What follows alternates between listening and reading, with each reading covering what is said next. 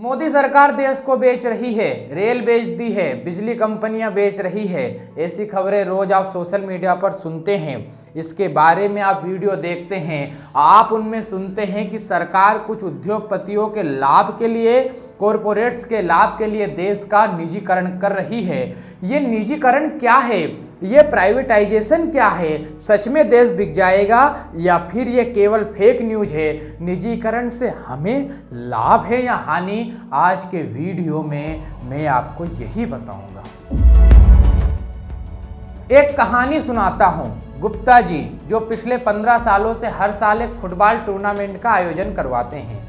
कमाल की बात है कि एक ही टीम लगातार 15 सालों से ये मैच जीतती आ रही है। खैर, इस बार टूर्नामेंट देखने मैं भी पहुंचा।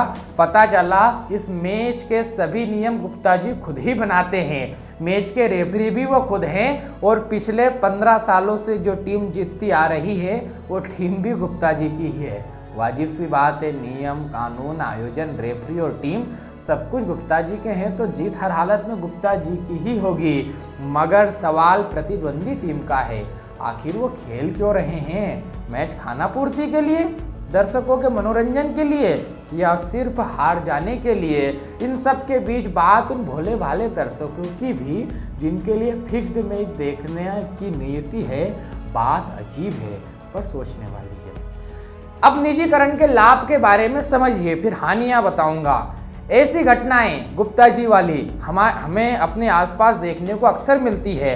लोकतांत्रिक देशों में सरकारों का गठन होता है देश को सही तरीके से चलाने के लिए। अक्सर सरकार अपने कर्तव्यों का निर्वाह करती भी है, लेकिन सही नीतियों के अभाव में अक्सर ऐसी योजनाओं या कानूनों का अनुपालन होता है जो किसी भी प्रकार से युक्ति संगत नहीं होते। अक्सर कहा जाता है सरकारों का काम ब्रेड बटर बनाना या बेचना नहीं है। आदर्श रूप में सरकारों को हम निष्पक्ष नीति निर्माता या निगरानी संस्थान के रूप में देखना पसंद करते हैं। आज़ादी के 7 दशक से अधिक का समय हो चुका है। इस दौरान सरकारों ने तमाम तरह के उपाय किए गरीबी, अशिक्षा और बेरोजगारी को रोकने के लिए, लेकिन उनके प्रयासों में कितनी सफलता मिली ये बात किसी से भी छुपी नहीं है। लंबे समय तक स्कूल, एयरलाइन, बीमा, डाक, आवास, बैंकिंग, गैस और अन्य क्षेत्रों में सरकार का वर्चस्व रहा। अभी भी इनमें से अधिकांश क्षेत्रों में सरकार की दखलंदाजी है। याद कीजिए 90 का दशक, जब सरकार ब्रेड निर्माण भी करती थी। क्या सरकारीकरण से लोगों की समस्याओं का हल निकल पाया? लोगों को समस्याओं से क्या निजात मिली? उदारीकरण, बाजारवाद की संभावनाओं के बीच एक जमाने में टेलीफोन के कनेक्शन के लिए या स्कूटर बुक करने के लिए मंत्री से संतरी तक की सिफारिश लगानी पड़ती थी। तब जाकर वर्षों का काम महीनों में होता था। गैस और अन्य सेवाओं का भी कमोबेश यही हाल हुआ करता था। लेकिन क्या आज भी ऐसा होता है? शायद आज के हम युवा इन सब बातों पर यकीन ना करें, लेकिन ये हमारा भूतकाल रहा है जहां हर चीज़ के लिए लाइन में लगना जरूरी था। लेकिन सच मानिए, सरकार ने जिस किसी भी क्षेत्र में कदम रखा वहां बेड़ा गर्क ही हुआ। आज चुटकियों में गैस, मोबाइल कनेक्शन, चंद सेकंड में पसंदीदा गाड़ी, अच्छा स्कूल, अच्छा स्वास्थ्य, अच्छी होटल, कुछ भी आप ले सकते हैं। विमानन कंपनी एयर इंडिया पर हर साल सैकड़ों करोड़ों रुपए की बर्बादी होती है। उसका घाटा पूरा करने के लिए कभी सब्सिडी तो कभी अन्य चीज़ों की छूट दी जाती है, जबकि ज़्यादातर सरकारी मंत्रालयों में इसी से यात्रा करने के निर्देश है। फिर भी इसका घाटा सुरसा की तरह मुंह बाए खड़ा रहता है। यात्रियों का फीडबैक ले लो तो ज़्यादातर यात्री इसके सरकारी रवैये को लेकर परेशान है। आज से 10 साल पहले तक इसका किराया बहुत अधिक हुआ करता था, लेकिन जब से इसके प्रतियोगिता में निजी विमानन कंपनियां आई है वो बहुत कम दाम पर भी बेहतर सेवा देने का वादा करते हैं, देते भी हैं, इसलिए इसका भी दाम कुछ कम हुआ है। स्कूलों की बात करते हैं। शिक्षा राज्य और केंद्र दोनों की सूची का हिस्सा है, यानी समवर्ती सूची का हिस्सा है। सन 1976 से पहले यह पूरी तरह से राज्यों का दायित्व था, लेकिन 76 के संविधान संशोधन के द्वारा इसको समवर्ती सूची में डाला गया, जिसका लक्ष्य था 100% शिक्षा का प्रसार। आज हर बच्चे पर लगभग 5,000 से ज़्यादा रुपये सरकार द्वारा प्रतिमाह खर्च किए जा रहे हैं। भारत में 23 करोड़ से ज़्यादा विद्यार्थी लगभग 13 लाख से ज़्यादा स्कूलों में जा रहे हैं। अंतर्राष्ट्रीय स्तर पर यह संख्या सबसे अधिक है। सरकारी स्कूलों में वो सब सुविधाएं हैं जो शिक्षा के अधिकार कानून के तहत तय की गई है। बिल्डिंग, स्पोर्ट्स ग्राउंड, लाइब्रेरी, कहीं कहीं स्विमिंग पूल भी है, तो नहीं है तो सिर्फ योग्य शिक्षक और अच्छी पढ़ाई। इसके उलट देखिए बड़े प्राइवेट स्कूल, उनमें भी ये सब सुविधाएं हैं, साथ ही पढ़ाई भी अच्छी है, फीस महंगी है। इसके विपरीत कम बजट वाले स्कूलों में अन्य सभी सुविधाएं ना के बराबर है, लेकिन पढ़ाई के मामले में सरकारी स्कूलों से कई गुना बेहतर है। यही वजह है 45% से ज़्यादा विद्यार्थियों का नामांकन उन कम बजट वाले स्कूलों में है। सोचिए ऐसा क्यों हुआ? क्योंकि सरकार के पास सभी संसाधन हैं, उनको नियम कानूनों के पचड़े में नहीं पड़ना, पैसों की तंगी नहीं है। लेकिन कोई भी पब्लिक स्कूल तिनका संसाधन जुटाकर बनता है, फिर उसे सरकारी एजेंसियों से अप्रूवल भी लेनी होती है, जो इतना आसान नहीं है। पब्लिक स्कूल की सबसे बड़ी ताकत अभिभावकों का विश्वास जीतना होता है, जो उसे बल देता है। ऐसे कितने सरकारी स्कूल हैं जिनसे अभिभावक संतुष्ट हो? शायद गिने चुने, या फिर केंद्रीय विद्यालय जैसे संस्थान जहां सरकार की मनमानी सीमित है, इसलिए वहां गुणवत्ता प्रभावित नहीं होती।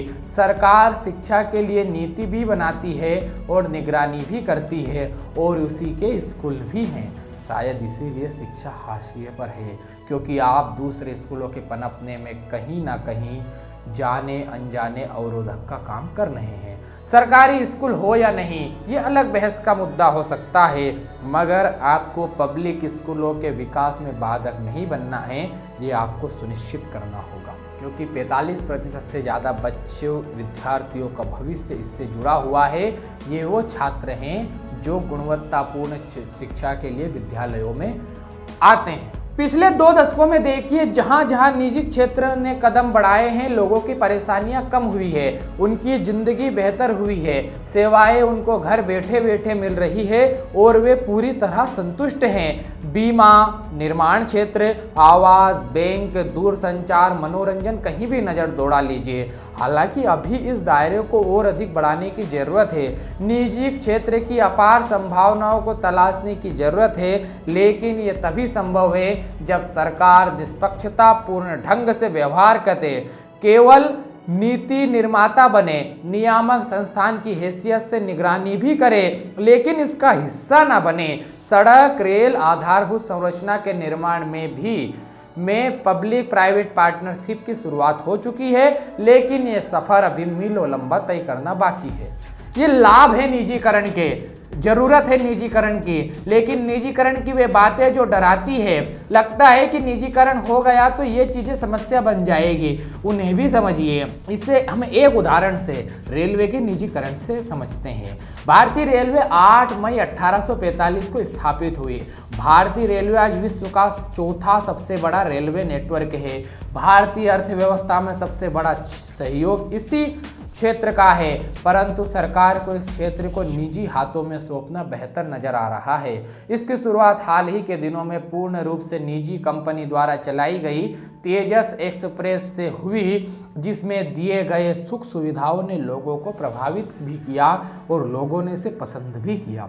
लेकिन निजी कंपनियों का मुख्य उद्देश्य पैसा कमाने का होता है, और रेलवे को भी यहाँ उसी नज़रिए से शायद देखें और प्रयोग करें। इन सारी सुख सुविधाओं के बदले किराए में वे बढ़ोतरी भी करेंगे, जिससे कि गरीब लोगों के लिए यह यात्रा काफ़ी कठिन होगी। समाज के जो वे लोग जो यात्रा के लिए इसी माध्यम पर निर्भर है, मध्यम वर्गीय लोग, वे इस निजीकरण से ज़्यादा परेशान हो सकते हैं। निजीकरण की अन्य समस्या यह है कि इतने बड़े रेलवे क्षेत्र का परिचालन किसी एक निजी कंपनी द्वारा संभव नहीं है। जाहिर सी बात है, अलग अलग हिस्सों को अलग अलग हाथों में अलग अलग कॉरपोरेट्स को सौंपना होगा, और तब उन सभी के बीच आपस में सुदृढ़ समन्वय की उम्मीद करना बेहद मुश्किल है। किसी दुर्घटना के वक्त तो स्थिति और भी बदतर नजर आएगी, जब अपने अपने क्षेत्रों का हवाला देकर निजी कंपनियां आरोप प्रत्यारोप का ढोंग करेंगी और नुकसान आम नागरिक को भुगतना पड़ेगा। मैंने अभी तक आपको निजीकरण के लाभ और उसकी हानि के बारे में बताया, मैं उसके निष्पक्ष रूप से बताया, लेकिन यदि निजीकरण से लाभ और रिस्क दोनों हैं तो निजीकरण होना चाहिए या नहीं, ये प्रश्न आपके मन में उठ रहा होगा। तो आप बताइए किस क्षेत्र में रिस्क नहीं होती। वीडियो बनाना भी हमारे लिए रिस्क है कि कहीं किसी के बारे में कुछ गलत तो नहीं कह दिया, रिसर्च ठीक हुई है या नहीं, किसी की किसी भी प्रकार से कोई निष्ठा हमारे कारण तो आहत नहीं हुई है। ऐसी बहुत सी रिस्क है, किंतु हम वीडियो बना रहे हैं क्योंकि हमें बनाना जरूरी है, किंतु सब प्रकार से सोच समझकर। वैसे ही वर्तमान में ग्लोबलाइजेशन के प्रभावों के कारण गतिशील अर्थव्यवस्था का स्वरूप और अर्थव्यवस्था को विकसित करने के लिए कॉरपोरेट शासन के साथ साथ एनपीए जैसी समस्याओं के कारण सरकार द्वारा निजीकरण को प्रोत्साहित किया जाना अनिवार्य हो गया है। कंपनियां आएंगी तो कंपटीशन बढ़ेगा, रोजगार बढ़ेगा, उत्पाद की गुणवत्ता बढ़ेगी, लेकिन इसके साथ ही सरकार को मेन स्विच अपने पास रखना चाहिए। जैसे रेलवे निजी हो किंतु पटरियों पर अधिकार कंपनियों का नहीं हो, पब्लिक स्कूल हो लेकिन उनका रेगुलेशन सरकार करे, अर्थात सरकार को इस कदम के साथ साथ सामाजिक और सार्वजनिक हितों पर भी ध्यान देना होगा। अति आवश्यक है यह ध्यान देना जिससे भारतीय संविधान की प्रस्तावना के उद्देश्यों को प्राप्त करने हेतु एक सकारात्मक कदम उठाया जा सके और भारत एक विकसित अर्थव्यवस्था बन सके। इस वीडियो को पूरा देखने के लिए धन्यवाद। वीडियो कैसा लगा कमेंट में बताइए। रियलिटी को सोमवार से शुक्रवार रात 8 बजे VSK मालवा के YouTube चैनल पर देखिए और VSK मालवा के सभी सोशल मीडिया प्लेटफॉर्मों को फॉलो कीजिए, इस चैनल को सब्सक्राइब कीजिए। हर अपडेट के लिए नंबरों पर अपना नाम व जिला व्हाट्सएप कीजिए। कल फिर मिलेंगे एक और विषय पर उसके विश्लेषण के साथ। धन्यवाद।